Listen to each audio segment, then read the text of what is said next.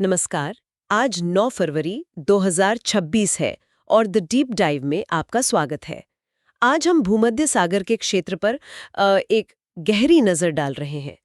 यह एक ऐसा इलाका है जो पिछले कुछ हफ्तों से उथल-पुथल का केंद्र बना हुआ है।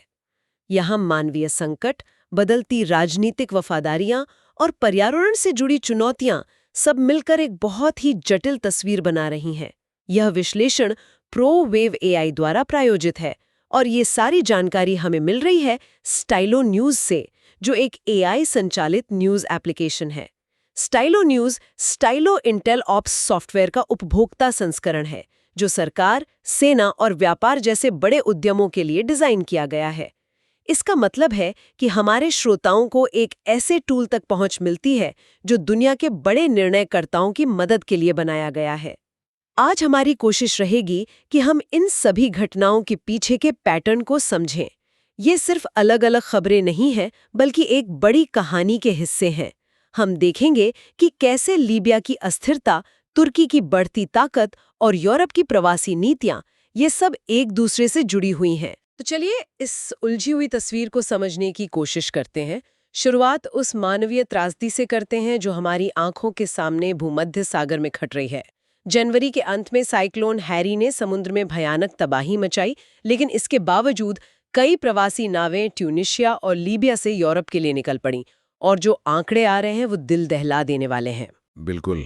स्टाइलो न्यूज़ से मिली रिपोर्ट्स के मुताबिक कम से कम 3 जहाज़ों की डूबने की तो पुष्टि हो चुकी है। 3? जी। एक घटना माल्टा के तट पर हुई, बहुत ही भयानक। वहां मतलब एक नाव पर 51 लोग थे, जिसमें से 50 की मौत हो गई। सिर्फ एक व्यक्ति जिंदा बचा? हाँ, सिर्फ एक।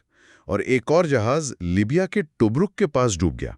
इतालवी अधिकारी कह रहे हैं कि इस दौरान करीब 380 लोग डूबे होंगे। लेकिन कुछ रिपोर्ट्स में ये आंकड़ा कहीं ज्यादा बताया जा रहा है। सही बात है। मेडिटेरेनिया सेविंग ह्यूमन्स नाम की एक एनजीओ है, उनका अनुमान कहीं ज्यादा बड़ा है। वो मान रहे हैं कि लगभग 1000 लोग लापता हैं। 1000? जी।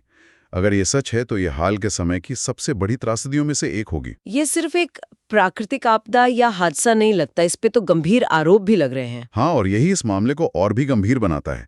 मेडिटेरेनिया एनजीओ ने सीधे तौर पर इटली और माल्टा की सरकारों पर लापरवाही का आरोप लगाया है। अच्छा। उनका कहना है कि समय पर बचाव अभियान शुरू ही नहीं किया गया। और इसी बीच एक और परत सामने आई है, वो है मानव तस्करी की। मतलब एक संगठित नेटवर्क? बिल्कुल। SOLDA सेफ्टी नेटवर्क नाम के एक संगठन ने मिस्र सरकार को कुछ सबूत सौंपे हैं।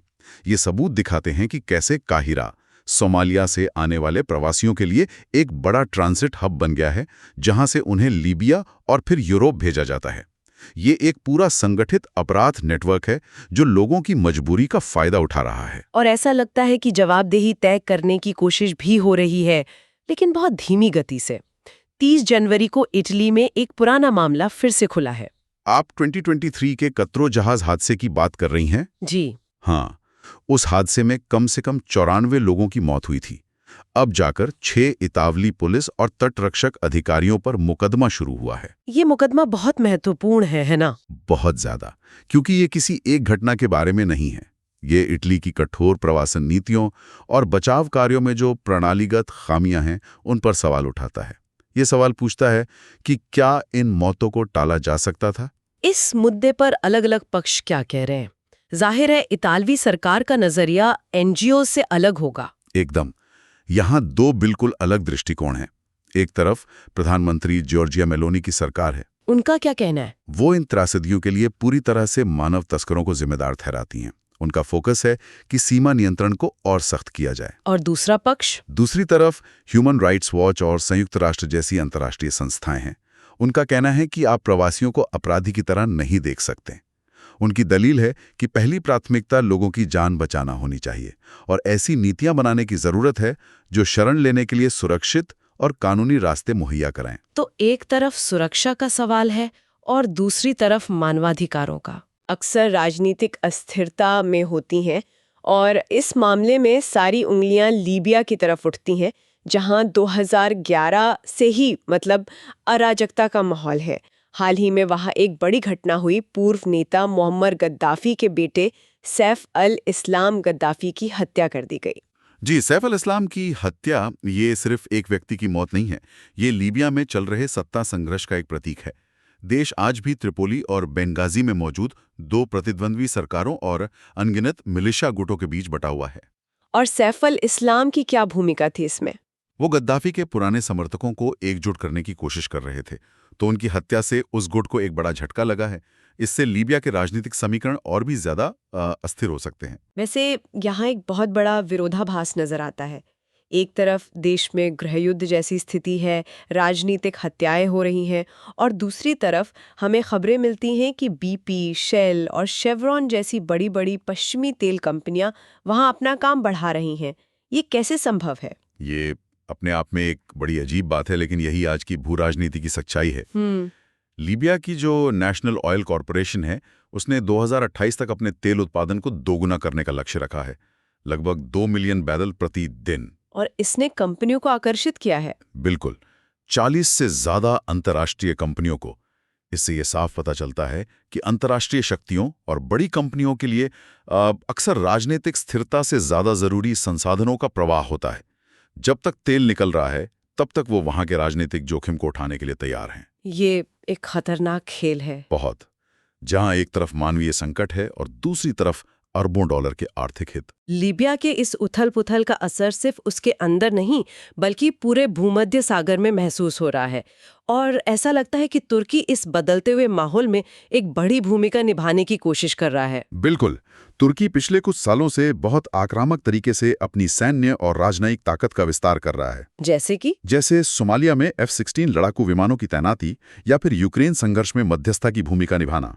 तुर्की हर जगह अपनी उपस्थिति दर्ज करा रहा है। लेकिन इस विस्तार की वजह से तनाव भी पैदा हो रहा है। हाँ बिल्कुल, खासकर पूर्वी भूमध्य सागर में समुद्री सीमाओं को लेकर ग्रीस के साथ उसका विवाद बढ़ता जा रहा है। इतना कि हाल ही में इजराइल ने भी इस पर चिंता जताते हुए एक संघर्ष की चेतावनी दी है। लेकिन इसी बीच एक ऐसा घटनाक्रम हुआ जिसकी किसी को उम्मीद नहीं थी। तुर्की और मिस्र, जो सालों से एक दूसरे के दुश्मन माने जाते थे, उनके बीच सुलह हो गई। हाँ, और यह इस क्षेत्र के लिए गेम चेंजर हो सकता है। राष्ट्रपति एर्दोआन 4 फरवरी को काहिरा पहुंचे, जी, जो सालों बाद किसी तुर्की राष्ट्रपति की पहली मिस्र यात्रा थी। और वहां उन्होंने एक सैन्य ढांचा समझौते पर हस्ताक्षर किए। ये सैन्य ढांचा समझौता सुनने में तो बड़ा भारी लगता है, लेकिन असल में इसका मतलब क्या है? इसका मतलब है जॉइंट मिलिट्री एक्सरसाइज, खुफिया जानकारी साझा करना और शायद हथियारों की खरीद बिक्री भी। ये सिर्फ एक सांकेतिक समझौता नहीं है। ओके। दोनों देश अब समुद्री सीमाओं, सुरक्षा और सबसे महत्वपूर्ण ऊर्जा परियोजनाओं पर मिलकर काम करने की योजना बना रहे हैं। तो ये कदम सीधे तौर पर ग्रीस और साइप्रस के दावों को चुनौती देता है। निश्चित रूप से। कई विश्लेषकों का तो ये भी मानना है कि इस नई दोस्ती का एक और बड़ा मकसद अफ्रीका और मध्य पूर्व में रूस के बढ़ते प्रभाव को रोकना भी है। और इस कहानी में ऊर्जा का पहलू भी बहुत अहम है। बहुत ज्यादा। तुर्की और इटली एक दिलचस्प गैस आपूर्ति परियोजना पर भी काम कर रहे हैं। क्या योजना है? योजना यह है कि लीबिया और अजरबैजान से आने वाली गैस की अदला बदली की जाए, ताकि ट्रांसपोर्टेशन की लागत कम हो सके। अच्छा।